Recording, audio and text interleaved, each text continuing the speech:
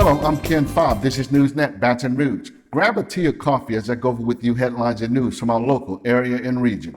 Early on Friday morning, a very well-liked firefighter for the city of Zachary was killed in a single-car crash.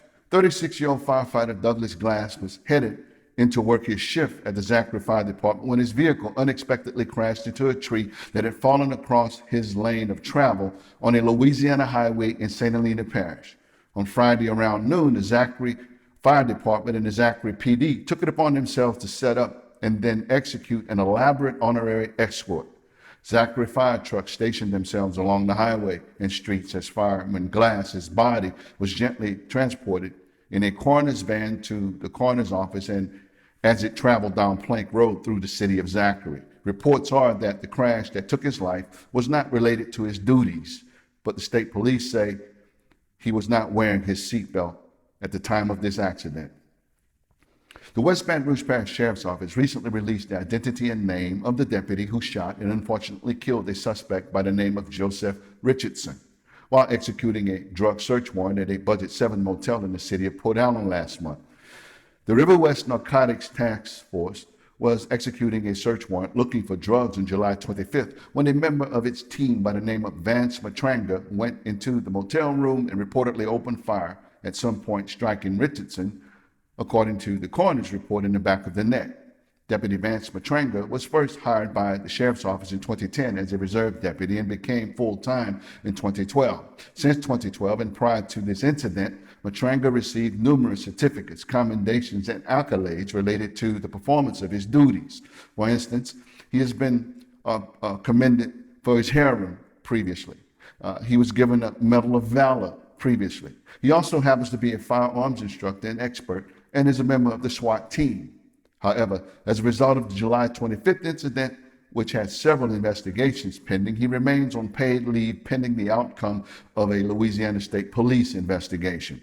I will keep you posted with updates, so stay tuned in. Due to an observant and alert response by a Baton Rouge police officer, a career burglar was arrested after a police chase recently.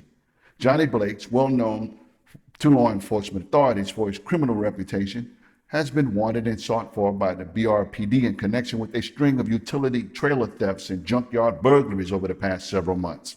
But recently, a police officer recognized Blakes and his vehicle near the corner of Florida and Lobdell Boulevards. When the officer attempted to pull Blakes over, he sped off in his vehicle.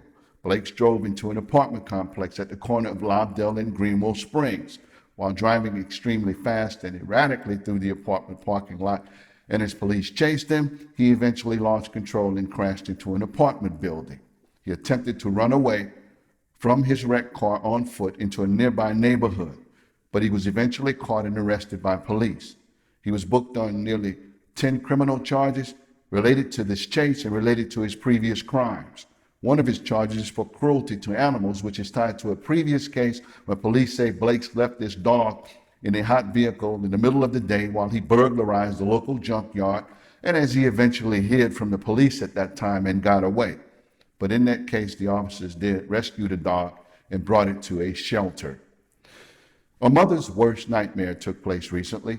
Sydney Alexander dropped her child off at a bus stop and watched her child physically get onto the bus, but later discovered that her child did not make it to school that morning. This Baton Rouge mother said school officials lost track of her 5-year-old son who has autism and a speech delay. On Wednesday of last week, she said she dropped off her son around 6:40 a.m., but he never arrived at his school, which is Park Forest Elementary. She became terrified because no one knew where he was. Until around 9 a.m., she was informed that her child had been dropped off at Greenbrier Elementary instead. She was also informed that her son did board the right bus, but that the bus took him to the wrong school. The East Baton Rouge Parish School System did not have much to comment about this incident, but only said its bus system overall can be hectic at times during the first few weeks of the school year. These have been headlines and news from our local area and region. I'm yours truly, Ken Fobb. I'll see you next time right here on NewsNet, Baton Rouge.